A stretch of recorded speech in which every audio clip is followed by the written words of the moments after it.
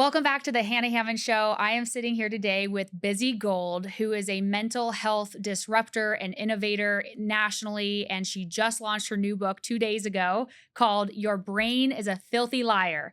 And thank you so much for coming on the show. I'm super excited for you to be here and to learn all about your book. And this has a very profound importance and meaning to me because I've been on this healing journey over my whole life, really, but really the past few years of growth and deciding I wasn't going to keep repeating the same patterns I'd always been repeating and just trying to figure out like how that looks. And I'm actually about to do a talk and they're like, okay, well, what are the 3 steps to healing? I'm like, I don't really know how to put it into 3 steps. So I'm Mm. super excited to hear because I know you kind of disrupt and counteract or argue traditional therapy and healing methods. And yeah, so thanks for being here today. Thank you so much. Yeah, I've been excited for this for a while. We have a lot of mutual friends, so I've actually kind of followed you in your orbit for a while. So I'm excited that we get to be here right after my book launched. Me too. I know I was following you before Andy reached out to get on the schedule the podcast too. So it's really cool. I just think you're awesome, and it's nice to Thank you. meet another female, entrepreneur out here doing the thing and making a difference in the world. So And I have some insights onto why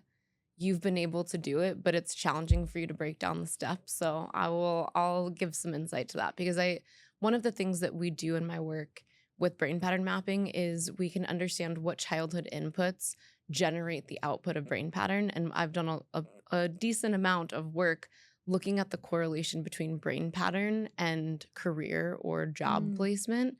And you're obviously an entrepreneur, and in general, entrepreneurs tend to have a higher level of self-awareness and ability to be productively self-critical. mm. So that's one of the reasons that you've been able to see it, but now you're like, how did I do it? It just happened because it's actually part of how you were patterned.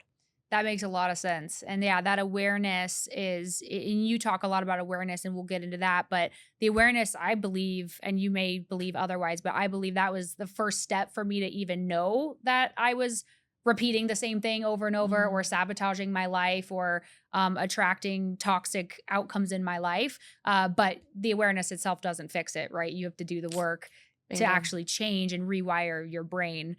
So first, before we dive into the book and some of your strategies and your break method that you teach to help people heal, and you bring a neuroscience and data-driven approach to healing versus the traditional, let's just talk about it for the next 30 years approach and just continue to be in your feelings and not really change anything. So what specific event or incident in your life led you to get into the mental health and healing and neuroscience and psychology space? I think all of it started in childhood, as it does for many of us. I grew up with a mom who struggled with borderline personality disorder.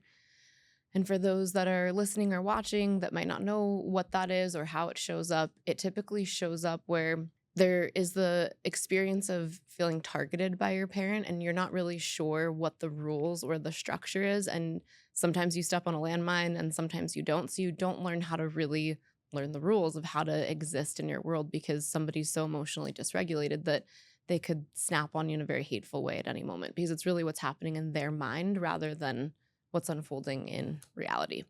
So that definitely set the stage for me in those early childhood years. And I grew up so aware of the situation that it was hard for me when my mom wouldn't take any ownership. I'm like, Mhm. how could you not see what just happened? And her story would always be so drastically opposite of everybody else. So for many years, I kind of just felt like she was punking me. Like she has to know. Mm. She's just got it. Like this is gaslighting, right? She's got to know that she's distorting a narrative of something that never actually took place. But it really wasn't until I was watching the movie Fight Club when I was 13. Have you seen the movie Fight Club? I haven't. Okay. So in this movie, there are 2 characters. One's played by Brad Pitt, one's played by Ed Norton. And the whole movie, you think they are 2 different people. And then in the very last scene, you realize, oh my God, they are one person with split personality disorder. Mm. But they had no idea because their understanding or perception of reality was really segmented and there was no understanding of the whole of the person. And it was the first moment when I'm watching this last scene that I realized many people with mental illness don't realize that they're mentally ill. So all of a sudden in this one instance, I had simultaneous empathy and compassion for my mom because I realized she wasn't just lying to me on purpose. She really saw things that way. And then, of course, the byproduct of that for the rest of us was very traumatizing. But in that moment, I actually felt empathy for her. I realized she wasn't just trying to mess with me for 13 years of my life, that she actually was really struggling. And in that exact moment, I was set out on a mission. What is self deception?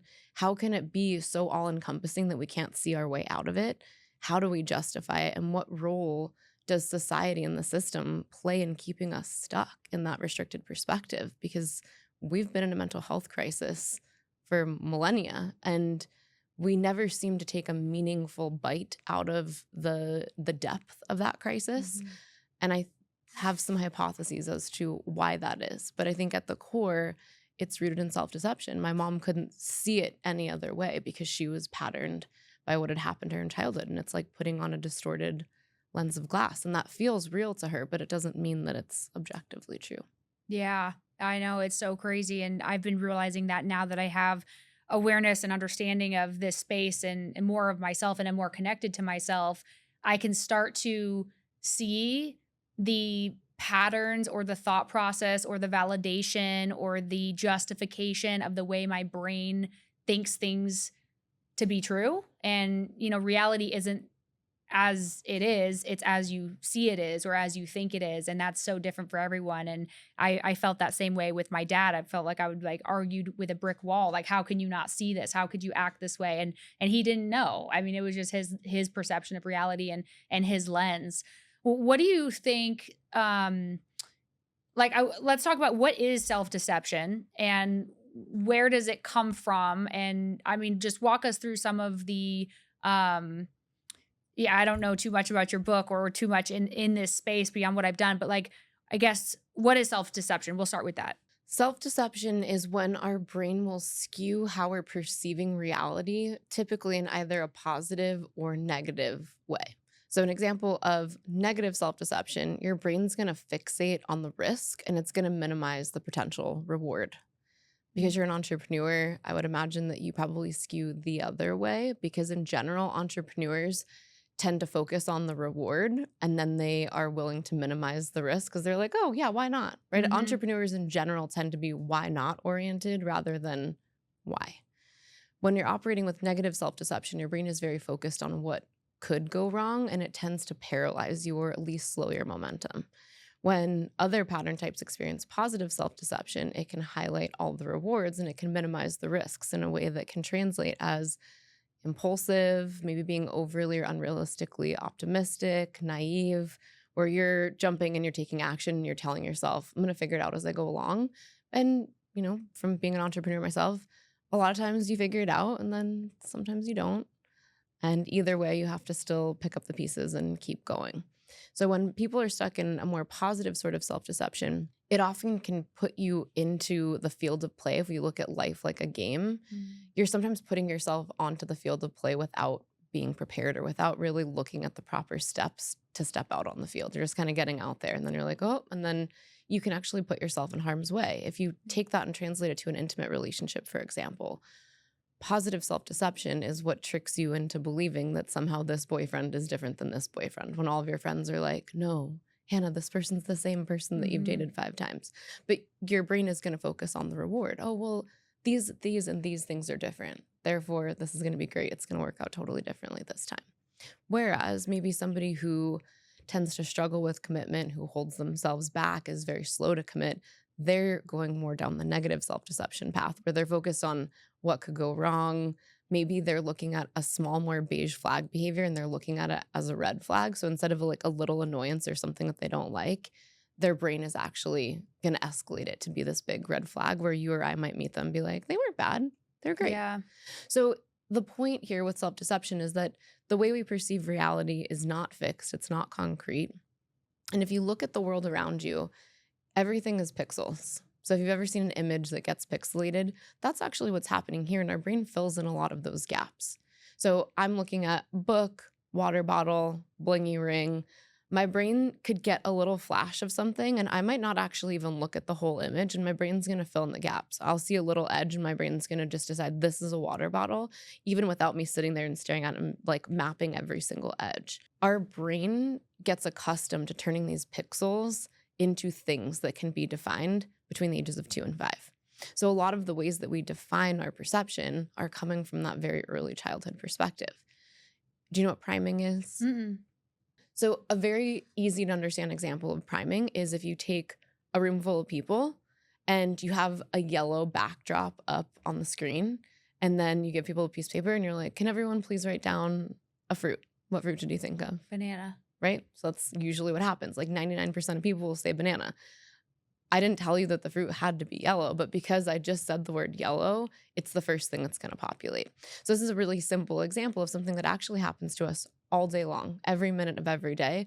Our brain is looking for these little associations, and it's closing out that gap and turning it from an assumption to a conclusion. And we don't actually know if that's true. But the cool part is there are certain brain pattern types that are more willing to question themselves. There's an awareness that their way might not exactly be the right way, and they want to see the bigger picture. Another way to say this would be they often have more situational awareness. Mm. Instead of being so locked into their perspective, they're like, hold on, let me pull back here. What could some alternatives have been? So I don't know about you, but when I was a little kid, I loved watching spy movies and thrillers, and I was always the person that knew what was going to happen before it happened. And my dad would be like, God, you ruin everything. That's funny. Because my brain, I like just couldn't turn it off. As soon as I'd see little things, my brain would already end that matrix problem, and I'd know exactly, I'd know the two different ways this movie could end, and I would likely ruin it for everybody. Just like I sadly ruined Fight Club for you today. So I'm sorry about that. So when we do this, these little associations, they actually become the impetus for us to completely destroy our lives, whether that's positively skewed or negatively skewed. We are assuming things about our world based on perception that are going to take all the possibilities we have in the world of how to behave or how to react, and it all of a sudden starts to constrain them down to this really tiny circle. Because the brain thinks formulaically. If I know what my conclusion is, the behaviors that I can act out to get my way there are very limited. A good example that I tend to act out with podcast hosts to make it make sense. I don't know if you've ever had a friend or a family member who gets mad and throws things. Have you ever known Yeah. somebody like that? Okay. So for me, it was my little sister growing up. Anything she would had near her, if she was mad, it would get thrown. One time it was the steak knife at the dinner table. My mom also would like throw back like cordless phones before we had cell phones. Like I've seen so many phones shatter in my childhood. If I was that kind of person, which luckily for you, I'm not at all. Let's say that you and I were having an argument about something and you said something that really upset me or I found offensive. I might grab this water bottle and huck it at you. But obviously, I'm not that person. And my style, the choices that I would perceive would be like, ask her a question, try to understand why she said that. Maybe try to figure out why her perception and your perception are so out of alignment. But I would never think, grab water bottle and throw it at you. But somebody else would. Their circle of decision making would include throw the bottle. So when we allow these early childhood rules to constrain our choices, it makes people act out behaviors that are very repetitive. Like chances are, unless somebody like that has a tendency to throw things or be more physical, does some sort of healing work, that pattern will not just persist, it will get worse every year that they age because these ruts get deeper. Yeah, that's so good. And I was just on the phone before we started this interview, and someone said, I understand the things in my life. They're not happening to me, they're happening for you. And I said, even better than that, you're designing them. Yes, that's so And good. that's a hard one. Like that's a hard pill for a lot of people to swallow because we have this survival brain, right? And we want to point the finger and blame other people and do whatever we can to survive. And we're innately driven by fear. And our childhood, just like you mentioned, by the time we're 5, so many patterns are already so repetitive and locked in, and the lens in which we see the world and the gaps that our brain is filling in, the things that we look at or the experiences that we're having are so deeply wired. And then we reinforce that as we grow up. And then by the time we realize we really have a problem is when you hit 25, 30, 35 years old and you're like, oh shit, I'm really sabotaging my life. And you could be either the victim of all these things happened in my life and that's why I am this way, or the person that says, I'm not going to settle for living this way and I can be rewired and I can change the outcome and I can create whatever life that I want, even though it's going to be work and I'm going to have to rewire these things in my brain. So it's really cool that you said that, and I just went on a little bit of a tangent and forgot the question that I was No, gonna it was beautiful. It was awesome. But So, what do you think? How do you have the awareness? I mean, what is this healing process? Because I'm trying to put this into words too, right? And so, Mhm. talk about your break method. What is the break method? How is it different than traditional healing? Because healing's kind of a buzzword, like I'm Mhm. healing or I have trauma or all these things. And so, what does it really? What does healing really mean to you? And how does your method approach it? Let's start with, do we believe that healing is possible? Like really arriving at that healed state. This is something that I've asked many therapists that I've trained, many doctors that I work with. I think this is something that we've lost as a society. I think there's some elements of this that are partially due to litigation and insurance and things like that, right? It's a liability to be like, you Mhm. can be healed, because do we Right. really have control over that in a way that we can quantify with insurance or some sort of liability? So I think been this transition away from believing that that arrival is possible. And I think that fundamentally, that is something I've always believed in. I've always been able to envision what someone's healed state looks like rather than just this perpetual loop of healing. Because I'm sure you can see on social media, there are a lot of people that talk about healing, but it's very messy, it's very chaotic, it's not linear, and they could be healing for years. Mhm. I really believe that the path to being healed is actually much more of a straight line, and there needs to be data actually part of that process to get there without it becoming messy and chaotic. So fundamentally, I think as a society, we've lost touch with that idea that you can arrive at a place of being healed. And the foundation of my work is built around something called the source belief spectrum. So if you actually, I can probably, you want me to find the Yeah. visual so you can see it? Let's see if I can. There aren't too many pictures in here. It's a 702-page not picture book. So That's insane. everybody get ready. It's not a light read. Um, I have faith that I'm going to bump into it soon. I believe in you. Come on. I think we're getting close. I can feel it. So, oh, here we go. Okay. So I'm going to show it to you, and then I'll give you a slide that we can project up Okay, when you perfect. put up the show. So you can see there's a left and a right side. Mhm. And there are shared qualities that exist on the left side, and they go up like a scale. So this is like an XY axis. And then there's shared qualities that go down on the right side. So example would be if you start at the center and you start to work your way out to the left, right? Hashing out to the left, self-trust goes up. So you start to look to yourself as a way to solve the problem rather than look outside of yourself. You start to become more situationally aware. In general, you tend to be more aligned with career and purpose, and intimate relationships can be a bit more of a struggle by comparison. And you tend to be very hyper independent, typically in a way that could actually bother other people. Because I don't know if you experience this, but for people who are not hyper independent, they may interpret that as selfishness or like a lack of trust in them. If you just do everything by yourself, it means that you somehow fundamentally don't trust that I can help you. Mhm. When the reality is when people's brains get patterned to be placed in on this left side, it's really less about other people and more just about how they know how to do things, right? That they know that if I put myself into the position of decision making and I'm solely responsible, I know I can generate a good outcome.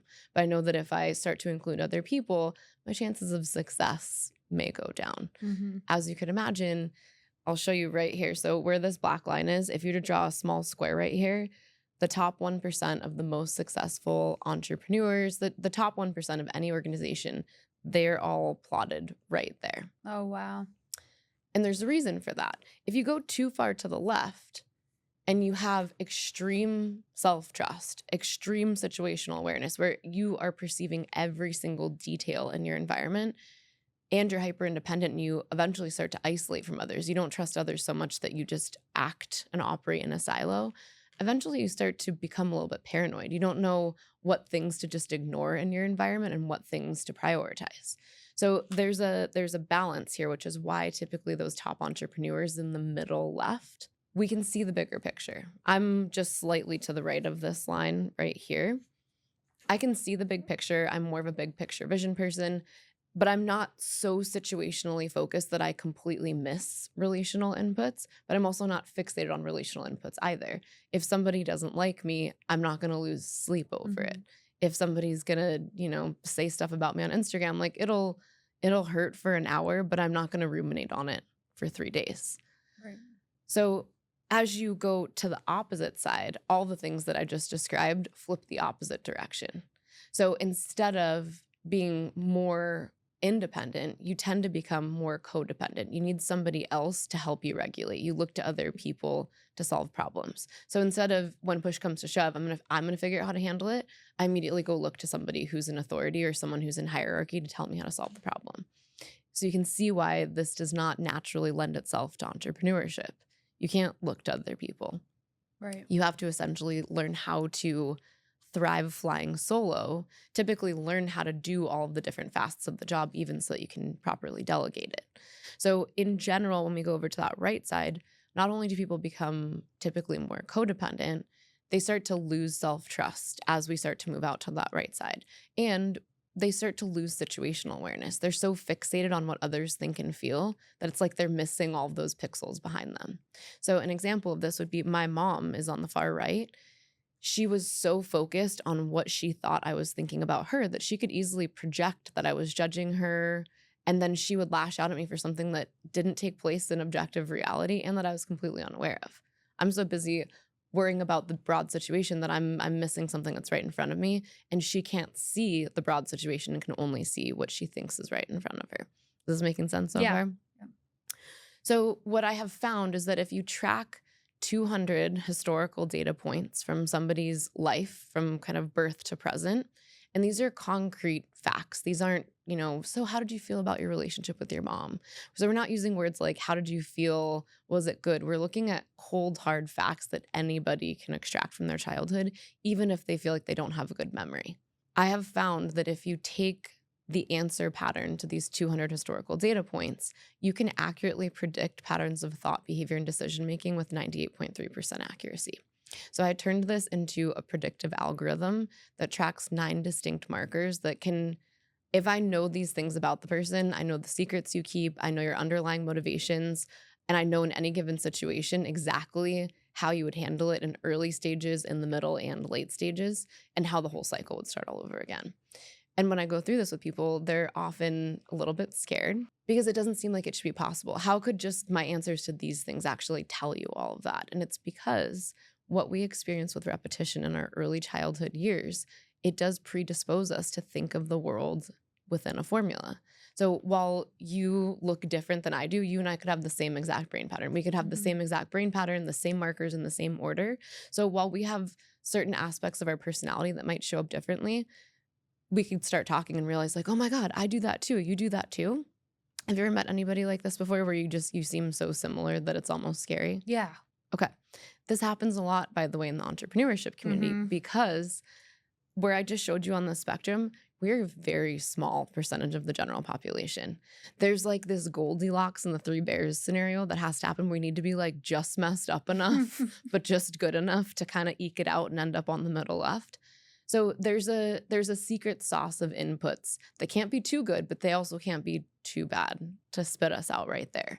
And when I speak to entrepreneurship groups and I describe some of these things, people are like, oh my God, no one's ever gotten me in my whole life except you. This is so crazy. So when you're in kind of more of these tight-knit like mastermind groups, you start to realize very quickly, I literally like share a brain with these people, and you quite literally do. I was on Sean Kelly's podcast back in February, and I did a whole segment about the brain patterns of the top 1%, posted it. And of course, the amount of hate that you get from everybody that's not this brain pattern type was hilarious. But from that, Andy Frisella reached out to me and was like, yes, this is exactly me. Like, I've never heard somebody articulate it this way. 3 other huge influencers with like 3 to 5 million followers on Instagram were like, no one ever got me. This is the first time I actually feel seen. Because we get it, but people misinterpret our why all the time.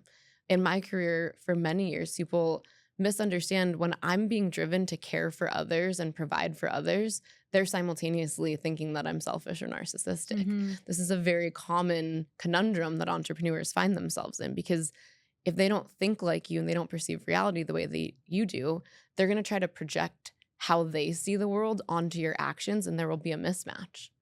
So this is one of the fundamental pieces of my work, is that I feel like if I were to distill down and someone's like, Bizzie, what do you do? I think there are a lot of modalities that help you become aware of what you do. right? You can look at your behavior and kind of piece it all out, and you're like, I do this in relationships, I make bad decisions here, I'm impulsive here, right? You know the what. I'm able to tell you the why. When you know the why, it can completely transform all of your relationships. It transforms the way you show up in your work. Because many of us, even through self-deception, we've made so many excuses and rationalizations and justifications that we can't really see that lens of self-deception anymore. It just starts to feel like self. When you understand the why and you can kind of correct the underlying motivations and understand why you do something, it's so much easier to stop doing it. Because like you're a smart girl. If I were to break down the formula and you actually finally faced it head on, you'd be like, oh my God, that's ridiculous. I would never, now that I can see it, I would never do that ever again. See what I'm Yeah. saying? And what does that process look like? So, like, if I'm somebody that realizes I'm repeating the same pattern, for instance, for me, long Mhm. time ago, my whole life up until recently, I dated the same guy with a different face over and over again, right? And Same so, girl, same. yeah, and I was like, okay, I'm the common denominator here. I'm choosing these people or attracting these people. Like, what's wrong with me that I can fix and change? But it took I had to mess up enough to see the pattern. And that's where I saw the pattern. And instead of just jumping back into another relationship, I'm like, okay, I'm going to work on myself and Mhm. figure out how to rewire my brain so I don't attract people like this anymore or choose people like this or whatever. So I guess what's the process for someone to identify that they even need to heal or go through the break method or this type of process, and then what can they expect out of that process? So you ask a series of questions, they tell you all their secrets, and then what happens after that? So that's just step one. And they actually don't tell me their secrets. I tell them their secrets. That's Oh. kind of the whole thing, is that I can predict everything that you experience and all the secrets that you keep. So that's the whole thing, is that you Wow. don't tell me anything. That's what's so scary about it, is that I'm able to tell you who you are in a way where people are like, oh my God, this is so freaky. How did you do it? And it just proves that we are very formulaic beings. We Mhm. have a big spirit or personality, but ultimately I have proven with what I've done over the last 11 years that there's basically 5 versions of human being. We have like 5 operating systems, and that's about it. So there are subcategories from underneath the 5, but ultimately there's about 5 different variants of human being and how we see the world and how we behave. So that's just step one. So that's the diagnostic process where we come up with your pattern hypothesis. We have those 9 markers. Then starts the process of actively rewiring, which with break method takes between 20 and 24 weeks. One of the things that's very important about the process is that the client can't guide it. As soon as your preference and what you like or don't like can actually guide the flow of healing, you're not going to heal, Right. because you're not going to like the things that you actually really should do. And this goes back to what you were saying about the relationships. Often the things that we like, the things that we feel are attractive or feel safe even to us in early stages, we find out the hard way, a plot twist. Those are the things that over time become something else that we don't like. This Mhm. is why most people don't learn that they have to do something different until they keep getting themselves into pain. So I think it's a beautiful thing that you got yourself into pain so many times that you're like, okay, when I'm not in this, now that I'm just living my life, I got to do the work now, because people usually try to do it when they're experiencing the pain. And you can do that too. But I typically encourage people, even if your life is not a dumpster fire right now, like that's a great time to do it. Do it when your life is not on fire, because then you can take it more seriously, methodically. You have time to really piece through it, because every single one of us has a brain pattern that locks us into certain cycles of conflict or chaos. And some of us mask them really well. Some of us have achieved a lot on paper, but life could always be better. We could always be even better at the things that we're good at. And I work with so many high level entrepreneurs too, where I try to remind them a lot of the issues with your behavior that breaks apart your relationships is actually what makes you thrive in your career. Mhm. So we don't go and just start pulling things out and changing the person. I'm not going to break something that is already working for the person. So if someone's leadership style or harsh style of communication works really well for them in their business, I just need to change how they're dealing with their spouse. Mhm. So we keep that intact and help them understand how they have to do it differently or in a pattern opposed way in relationships. So one of the very first steps after you get through the diagnostic assessment is to uncover these pieces and these data input relationships without you guiding the process. Many people, when they go into therapy, they have their story already of why Mhm. they are the way they are, right? Daddy issues, mommy issues, because I was adopted. And what I've found over 11 years is that these things are almost never the actual cause of the pattern. Our patterns are created by much more under the radar, subtle, repetitive things that we experience in our environment, like a mom's facial expressions, a dad's voice tone, observing something, and then our brain filling in the gaps because parents aren't giving us the quality of information that we're looking for. These are the things that are much more likely to create the brain pattern rather than one off, really traumatic events. We typically experience those traumatic events through our brain pattern. So, as we're going through this process, we have to make sure that we're extracting data in a way where the client can't guide or prevent the process with their preferences. So, for this, I usually describe to clients that you're basically agreeing to be a rat in a maze. You won't know when you're getting out of it. You won't know what we're doing and why, because if you know too much, then you can lie, cheat, and steal your way through it. And then you won't actually get what you paid me to get you. So there's this process by which, whether it's rat in a maze or you're agreeing to basically strap yourself into a roller coaster and you will get off the roller coaster, but it's going to be a wild ride. There's some submission process that has to happen where you can't know what and why. And that's precisely why it works. When you're able to be asked questions that are all narrative, where you can say, like, how you felt about your dad, or, why you think a parent favored your sister over you. These are all questions that are truly irrelevant to sustainable healing. So we do not do any of that. Everything is very tactical, strategic. There's always a structure that you can't change because there's a part of that process that's going to be the medicine that everybody needs at some point.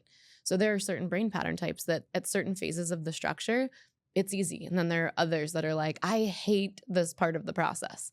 So every time that you hate it and you want to push back against it, that's usually the exact point where you needed that medicine, right? Like, we don't like the way medicine tastes, but we need it nonetheless. Mhm. So in these moments, at some stage, let's say you break it into like 16 different sections, at some point everyone's going to get exactly what they needed and they'll be triggered in the exact right ways to learn how to map what's actually happening beneath the scenes.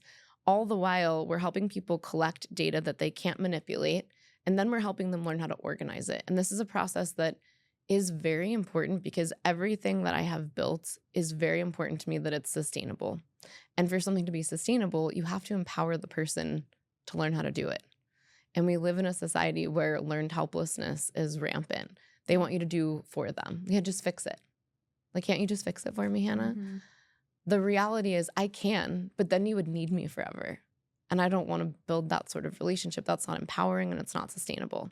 So while I'm helping, whether it's me or someone on my team, while we're helping somebody through this process, we're simultaneously making sure that they know what we know so they can do this for themselves for the rest of their lives. Otherwise, it's not sustainable. So there's this passing of information that I've heard a lot of people describe it like the intensity of going through college all over again, but of Jeez. self. It's a lot of work. There's a lot of time that you spend in it, but as you're coming through to the other side, I have seen even the most dysregulated person completely 180 and be a different person with different relationships.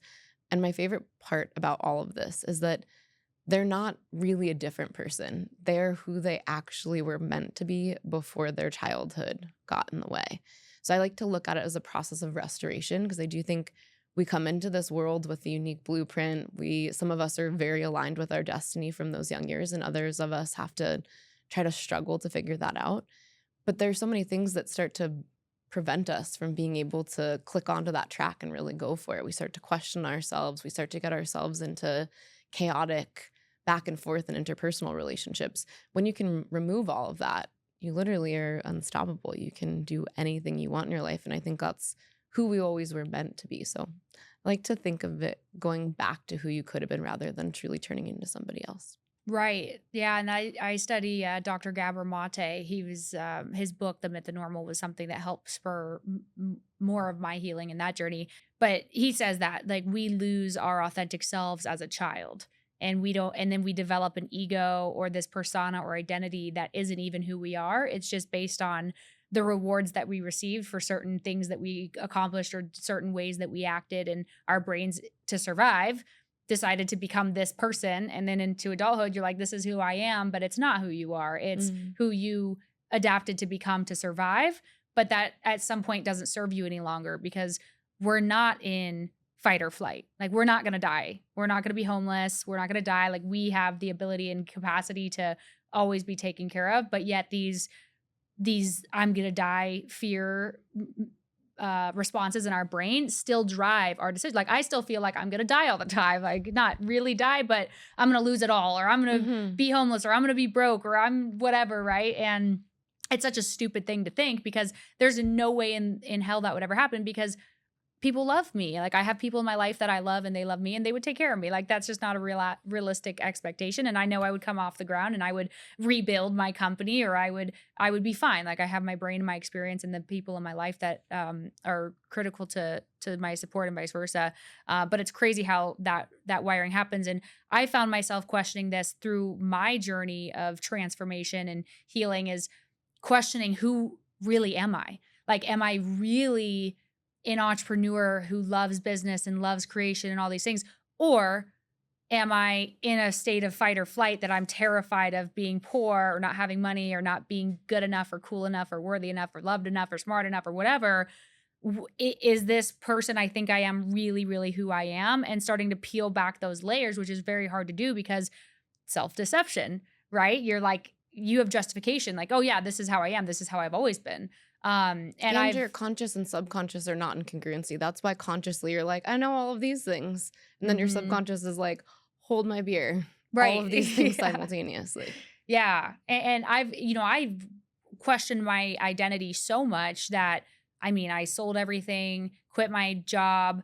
This was a long time ago before I had businesses, but I had like a small real estate business. I had an engineering job at the time, and I had some houses at the time. And I sold stuff, bought a one-way ticket to Hawaii, quit my engineering job. And I was like, maybe I'm not supposed to be a driven entrepreneur. Maybe this is just fear. And maybe I would be better just living off passive income and sitting on the beach. I didn't like that either, you know? And so just trying to figure out and then going through this healing process in this journey that I'm still, I think we're always kind of on, but we're always growing, right? We're either growing or we're dying. But through that process, I was able to figure out, oh no, I am an entrepreneur. I love the game of entrepreneurship. I am put on this earth to create and to serve and to heal and to help and to um, work towards my highest potential and help people do the same.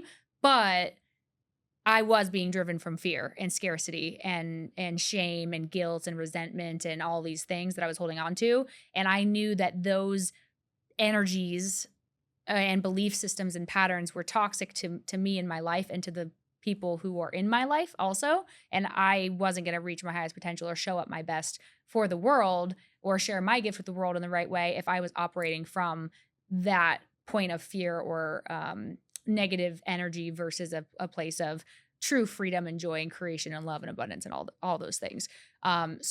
For your process, like, because it's such a difficult thing to think about because it's so theoretical and you bring data and science into it, which is really awesome. Um, but how does someone know that they need it? Like, what are the patterns in your life, or how does someone even have the awareness that maybe I should do something like this, and maybe I am self sabotaging, or maybe I should rethink my dogmas that I currently believe for, and even if they're in the middle of their lives. I think everybody needs it. And I think you can do it when you're in a currently traumatized state, but it's even better to do it when things are going pretty good. Mm-hmm. This is like being able to get a cheat code in a game where you've been like struggling at the game for a while and like you're doing pretty good, you've got a high score, but all of a sudden someone's like, here you go. And then all of a sudden you can go up 20 levels in one night where it might have taken you like a year to get there. So we all benefit from understanding how our brain deceives us and distorts the world around us. And it does happen to every single person. No one gets out of this without this happening. It's part of the human experience. But when you learn what the distortion is, it's like if you were to go put on my glasses prescription, most likely you wouldn't be able to see anymore. You'd be like, damn, this girl has really bad eyesight. But if I put on my glasses, perfect vision, right? Mm-hmm. Our brain pattern functions like that glasses prescription. So we've just identified with it as self for X amount of years. I'm 40, so I would have identified with it for 40 years. But as soon as I learn what it is and what goes into that distortion and how it subtly shifts things and sets me up to repeat things that might not be the only way I can do things, I learned how to take them off, and now I'm corrected back to objective reality. So like I know how I like to do things, but I'm now able to adapt and be more flexible, be more dynamic, meet people where they are rather than just where I know how to meet them. Because most people, we do get locked into certain things. Like my personality is just this way. This is just my communication Mhm. style. I'm just a loud, extroverted person. I can be that way and I can be really quiet. I can listen for a long time where I can talk for a long time. Most people can't, they don't have that dynamic range anymore. They're mostly a one trick or two trick max pony. So, no matter who you are, this unlocks why you've experienced the life that you have and helps you understand why small minute to minute actions or thoughts might actually be causing you to not get to the outcome that you want.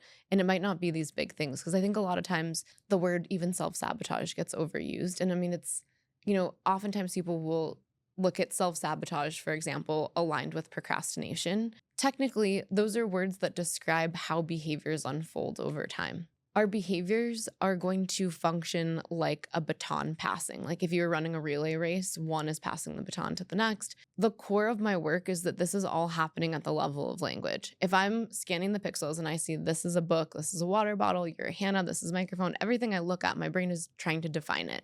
And once I think I've organized the pixels, my brain's going to define it. And then I decide, well, if this is a microphone, what are things that I do with a microphone? I Mhm. could sing into it, I could talk, I could be like, "Oh, no, no, no, I don't like being on camera. I don't like talking." So my brain is then going to start to jump all these next levels. With Break Method and with this book, we help you understand the language that your brain generates as a byproduct of your pattern. Because if our brain is thinking in formulas, those formulas end up now becoming language. And this language is like an excuse, a justification. Oh, well, I can't say this right now because it would upset her. So I'll keep it to myself and I'll text her later. Right? Think about how just those little things that we do all day long. Oh, I should smile a little bit more. Like I might look like I'm kind of mad. That all has language with it. You're not just thinking that passively and doing it. There's usually actual words that go with it. Some people it might have more of an auditory quality, some people it's more visual. But regardless, we're generating language. So with Break Method, once we know exactly what your pattern is, we start to address it and dismantle it at the level of language. You have to fight an argument with a better argument. So I think in a lot of mental health and coaching and personal development practices, there's too much reliance on willpower. And it's like, don't do it this way, do it this way instead. Good, now go do that. How often does that happen? Virtually never, Right. because to your point, your subconscious and your conscious are not at all in alignment. One part of you is like, I got this, I can do anything. And then the other part's like, you could totally lose everything and end up homeless. So, Mhm. how do you reconcile those two things together? You have to address the language that caused this split or this fork and get them back into agreement with each other. Most people, even the people that you meet that are completely irrational and moody, the brain, because it really functions more like a computer, there's a part of it that if you give it the right logical sequence, it wants to consume the truth. But it's built up so many rules that are antagonistic to that that the defense mechanisms that you have to get through to get there are obviously very profound and more so for some people. This was what I was pointing out to you at the beginning. My guess is you're probably pretty similarly placed to where I am on the spectrum. And there's already a more natural awareness to pull back and think like, what could I have done differently? Like, did I mess that up? Is there something strategic that I need to change for next time? Whereas other people on the spectrum don't necessarily do that. They get Mhm. really locked into their perspective. So I'm naturally able to question myself a little bit more than maybe other people would on the spectrum. But everybody has to learn how to do this. And it's not very general things, it's very specific to you. So if I know your underlying motivation and what your brain is actually trying to do and where it's going to go next and next and next, I can insert the exact right question sequence that shows your brain where it's about to go. So it's almost like pulling the curtain off on The Wizard of Oz and just being like, see, this guy's nothing. You don't have to deal with this. And if we understand the whole sequence, we can literally rip it out from the root. And honestly, a lot of times clients just start laughing. Like people that have struggled for years, when you do it the right way, they're like, oh my God, this is so easy. I'm trying to visualize how this works because I know what I've been through, and it's so hard because It is everyone. in the book, so you will get to experience it. I give everyone I call them rebellion zones. So, based on your pattern, what areas your brain does a certain way and then avoids in a specific way, and exactly what Eli questions to ask yourself to get out of it. Okay, so you have the awareness of what you're doing or the patterns that you have and the self-sabotaging patterns that you've developed over time. And then you, based on your pattern, your brain pattern, you probe the right questions for you to ask yourself to start cause you to start thinking differently. And then it's like something, once you've seen light, you can't unsee light, and you start to have even more awareness, and you could start to slow down the train, as my old coach would say, Mhm. and react in a different way after that awareness. Or That's some of it, and I think I would say that happens in maybe the earliest stages of this, but not the late stages. Partly of what you're describing, so, learning what the pattern is and how to kind of observe when you're in it, and then at that point, insert the intervention. That's maybe what we would do in the very beginning when somebody's not yet accustomed to what we're doing and why. But there are other opportunities to insert that language that actually have a more profound effect. So let's say that you had think about it like dominoes. Let's say you had 4 dominoes up. Let's say that I know this person really does the most damage to their life on this fourth domino. I'm not going to start my strategy between 3 and 4.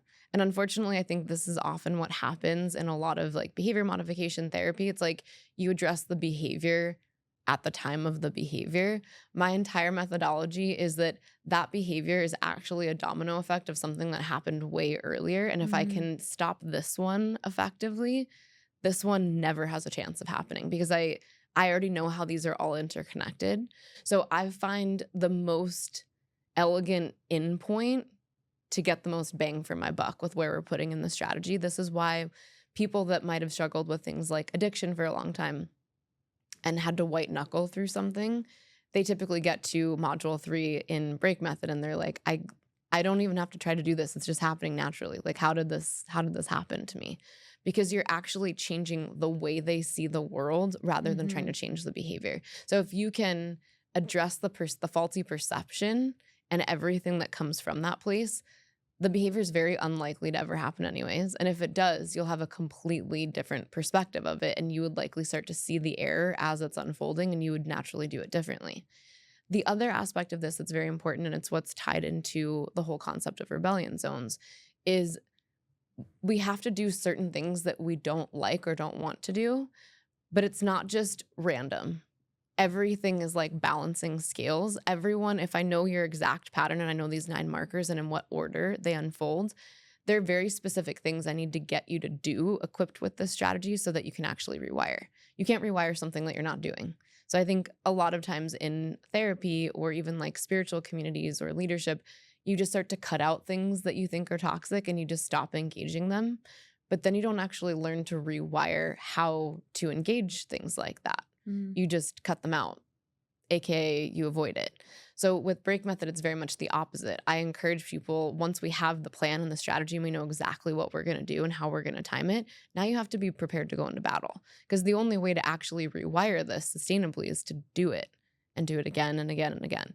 So this is the part in my work that I call pattern opposition, which is very precise. So it's not just like do some opposite or just do something you don't like. There's a very specific way that we have to do things differently. But because we've addressed the perception and the strategy of how you're going to walk it out, typically you're generating very different outcomes. And now you're collecting evidence. Oh my God, when I do it this way, this X happens instead of Y. And now everything else in your life starts to change because you're changing and you're doing things differently. So typically by the time in my work we get to the period that we call the rewire sprint, right? That's where I always am like, this is where the magic happens, which is really it's kind of a joke because it's actually already happened and then by the end they're like, how much more could I even change? And I'm like, exactly.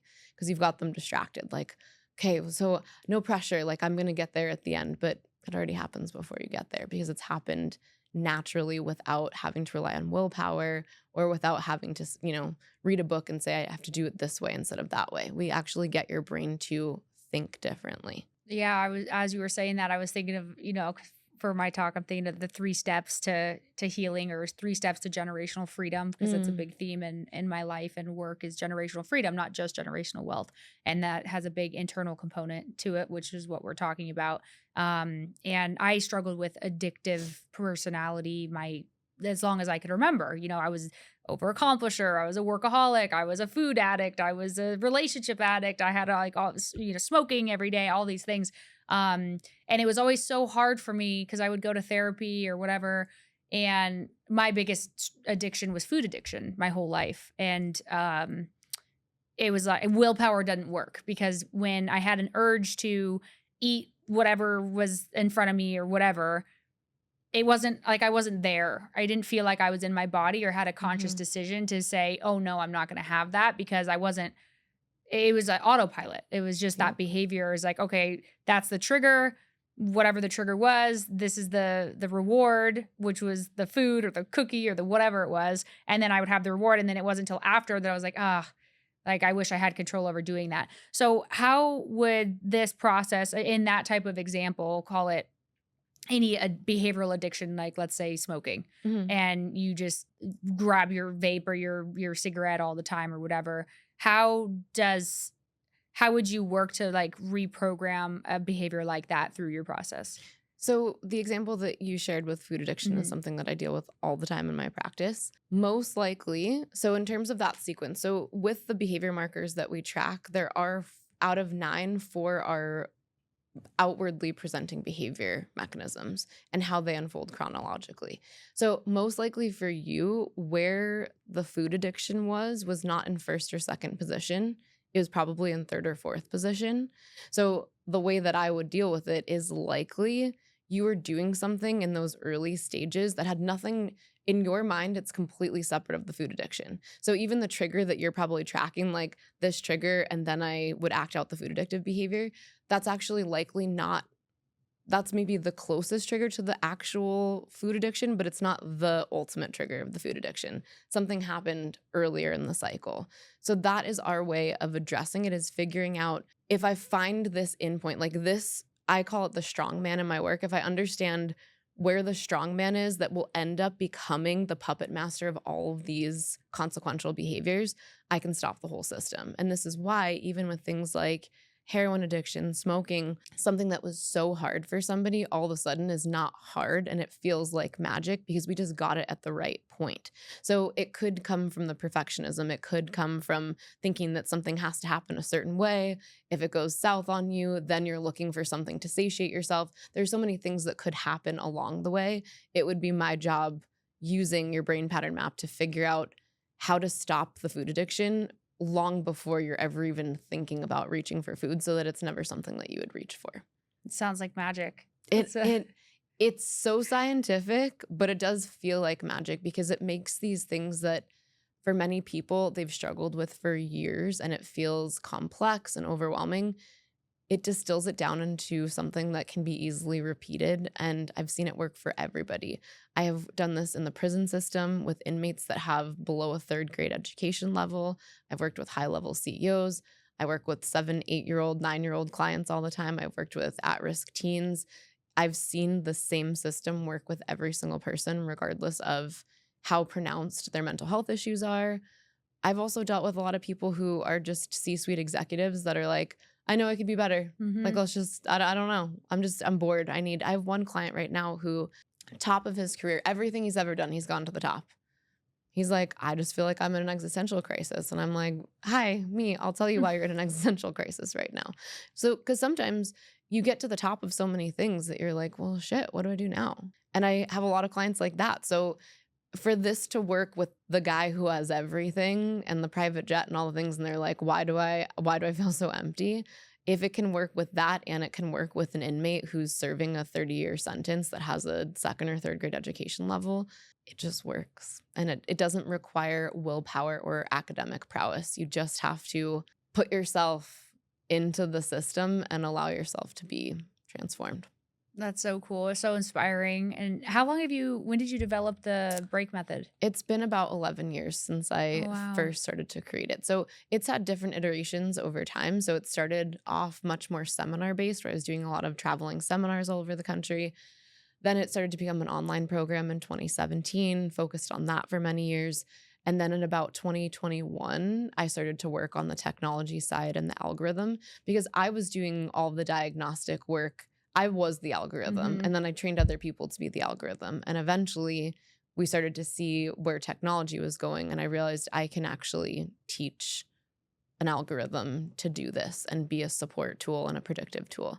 So that's really been the last roughly year and a half that it's been full throttle in every part of the business. And I also work with corporations as well, because you can do brain pattern mapping for entire teams and figure out why something is not working or why something was working, and then I put in one team member and suddenly what used to work isn't working anymore. Mm. Why? I can help explain exactly why and what you can do to fix it.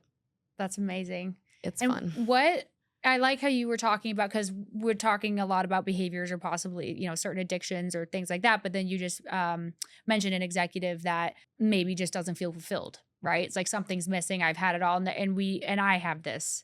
I just want more and more and more and more and more, accomplish more, do more, reach more, build more, create more, right? And it's like this insatiable obsession with always growing no matter what. And I am at a point where I enjoy that process, but there's also periods where I'm like, is it ever going to be enough? Somebody said something, not to me, but I heard it and it really resonated with me. He said, I'll have something that you'll never have, enough. Mm. And it was like one of those goosebump moments in my body. Like, oh my God, like, I don't know if I'm ever going to feel like I have enough. Like if I'm ever going to really just be so present in the moment or in my life or in my existence or connected to source. Like I have these moments where I feel connected to source or the universe or even myself. And then there's most moments where I'm just doing the thing, and I'm just that entrepreneur and I'm out there working and creating and doing everything. So I guess how does this help? Like if you're just, most of our audience is entrepreneurs and real estate investors. If you're a high performing, like think of someone like me, right? I'm a Mhm. high performing person. I've done a lot of inner work. I don't have a lot of bad habits. I'm pretty clear on like who I am and what I want and what my mission is on this earth, but still feeling, you know, it never feels like it's enough or I always have to do more. How does this help? How, like what is your process and how does that help someone that's in that position that maybe doesn't have a bunch of diagnosed mental illnesses or Mhm. severe issues? They just want to be better and they want to really live the fullest life that they could possibly live. So I can certainly first speak to the high level entrepreneur and successful people. 99.9% of those people also have issues in intimate relationships. So Mhm. that's one of the things where sure, maybe there's no diagnosed mental illness, and maybe there's no even like, tangential mental illness whatsoever. But relationships prove to be more challenging or a source of more stress or something that in your mind, maybe there's this subconscious message like life would just be so much easier by myself. And I mean, I know I've been there before. I'm married. I have 4 kids. I love being married. It's the best.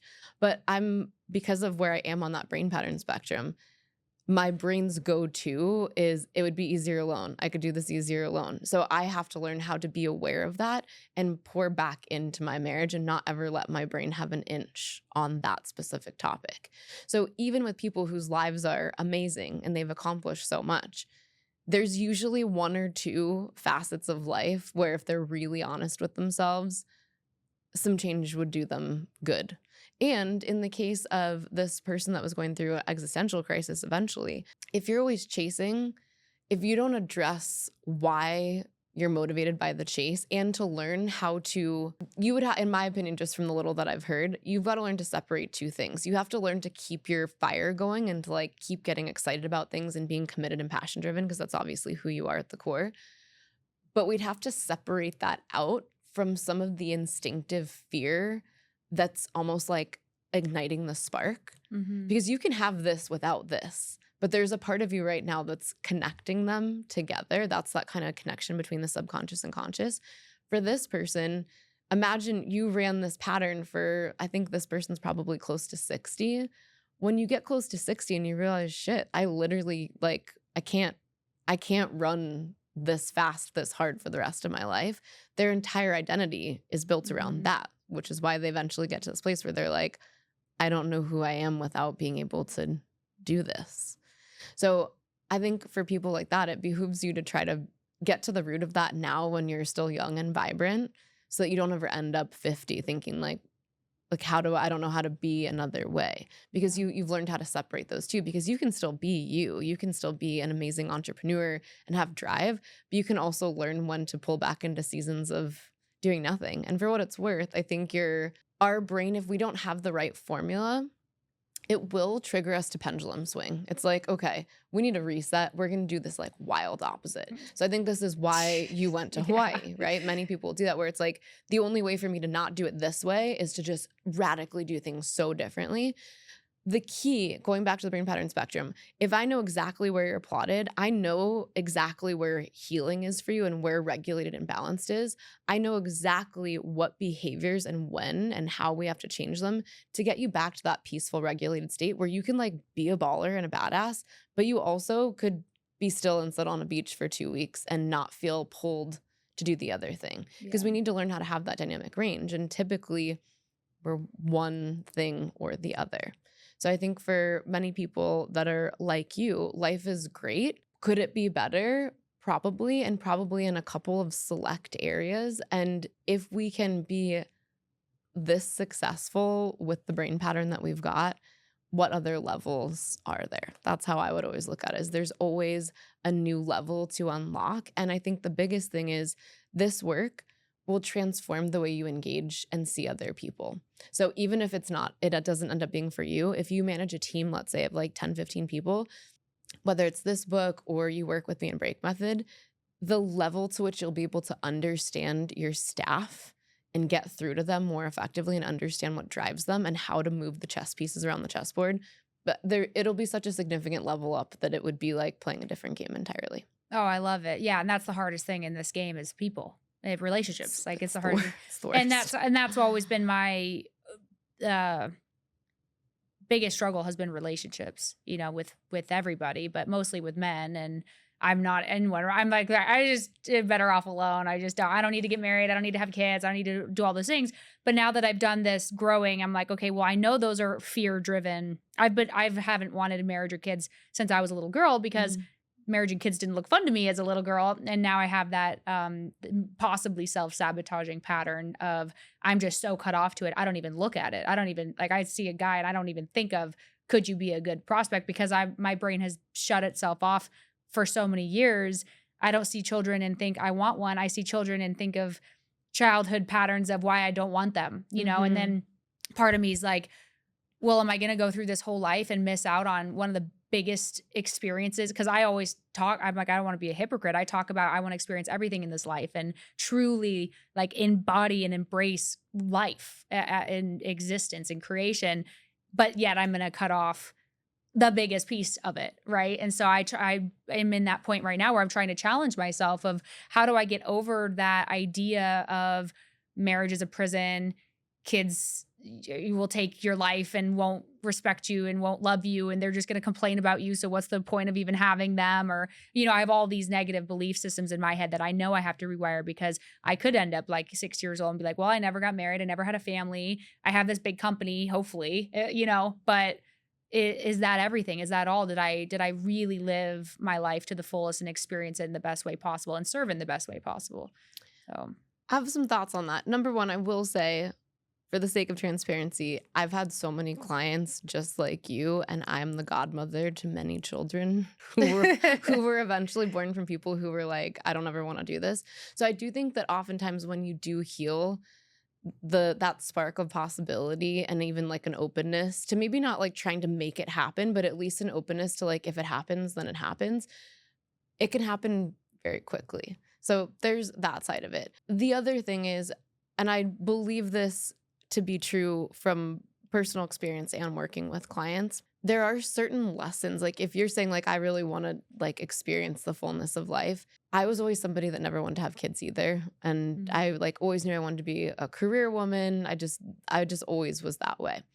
And my mom and dad still, when they see me, they're like, I just can't get over the fact that you have 4 kids. Like, no one ever thought this was going to happen. Like, most unlikely candidate ever. So I do think that there are certain lessons that are almost impossible to learn without putting yourself into that type of hardship. Like if you think about like containers of bad times that you've had and how you've kind of worked through them and they've bolstered you up or they've brought out skills in you. Like in entrepreneurship, if you think of like 3 times that things went terribly wrong, you probably actually learned a really valuable skill set Mhm. that now you utilize in a different part of your business, right? It helped you grow.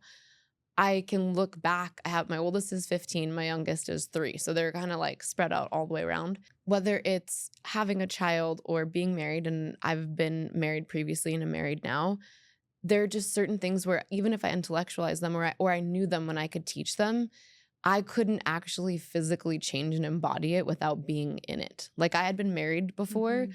but I always was like the 1 foot in, 1 foot out, never really like there always was something else Mhm. possibly, or like I never really felt like it was going to be forever. So that meant I was never really 100% committed. So I Mhm. wasn't able to really learn and grow from the hardship of being in a committed relationship because while I was technically married, I wasn't committed at all. Now I'm married to somebody and have been for 7 years where I am, this might sound strange. I always tell people I'm like even more committed than I am in love, which I'm so Mhm. in love with my husband, but I'm like more than anything else. I knew from my pattern, my commitment had to be the most important thing. So like with my husband, I've never thought of a backup plan. I've never like none of that. And all of the lessons that I still had yet to learn that I knew how to teach other people, I've been able to actually personally grow through the hardship over the last couple of years. So I do think if you like rise up and look at it from a spiritual perspective, I don't think I would know things intellectually, but I wouldn't feel them. They wouldn't be like a part of who I am at the cellular DNA level without having lived through them. And they change you. And it does suck sometimes. Having kids it can be really rough. My oldest daughter has Yeah. cerebral palsy. She Oh. died for 20 minutes during her Oh my birth. So the first few god. years of my life were with her were very traumatizing, so much so that her biological dad committed suicide when she was 2. So it was like a really rough period of 2 years. So Oh I'm my not going to sit here and god. lie to you and say that it's all going to be easy, but if it's ever something that finds its way to you, I'm a testament. You can be a successful entrepreneur and have everything and have a whole gaggle of kids following you around that, I have 2 boys, 2 girls. My girls, even my daughter Harley, she's 4. The other day she like grabbed her cell phone and like had a bunch of crap in her hand in her purse and she was like walking around like a boss and my husband's like, what have we done? She already like wants to run businesses. She's 4. She's pretending to be on her cell phone. Like, yeah, I can't talk right now. I'm sorry. Just shh. I can't talk right now, just pretending to be me. So there's something to be said for, I really believe what I'm about to say. And I've said it to a few other women. I think where we find ourselves in the world right now, many of the people that don't want to have kids because they don't feel like they need that to complete themselves, like, I don't need that. It's not part of my identity. You're the ones that should have kids, you Mhm. know? It's the people that, like, I need to do this because it's who I am. They end up creating these kind of bizarre codependent relationships with their kids where they, like, need to pull from their kids. Think about you're such a badass woman. Imagine what you can share with another woman. You can completely break the generational cycle. I Just know. you. I know, I'm like, I'm doing all this healing and then it's gonna end with me. Like, that sucks, No, but I don't yeah. believe it. No, it's so true, and it's just always like, we just as entrepreneurs, as people, as individuals, as humans, we have to keep growing, and we have to keep questioning everything, and just being genuinely curious about everything in ourselves, and not just believing the bias that we're told or that we believe or that we know to be true, because we have to keep questioning and we have to keep growing, and it's an experience, and that's why it's the life experience, and it's we got one that we know of, and we might as well live it to the fullest and push ourselves, and do the hard things, like do lean into the pain, lean into the things that we resist, and usually everything great is on the other side of fear and Amen. discomfort. And so, well, it's really cool. I know we got to wrap up, but I'm super excited to read your book. 720 pages of it. I can't wait. And no, it's great. And for all of you out there, push yourself to do the hard things, to do the things that you don't think that there's an ROI on a spreadsheet because the real estate investment deal isn't working out, or this investment in the business isn't going to produce a direct return. But this type of work is the greatest thing that you could possibly do to grow. At least that's what I've found from my experience. And just to feel better and feel connected and be a better person and be your best self. Because if you don't show up as your best self, then you're not only robbing yourself, but you're robbing everyone. You're robbing the world Mhm. of your gift. And when we're shadowed by our shadow, when we're consumed by our shadows, then we can't show up our best and our lightest energy and our fullest love and all these things. So thank you. Thank you for the work that you're doing. Thank you for sharing this message. Thank you for your new book. And I'm excited to go through the process. Awesome. Thank you so much for having me. Of course.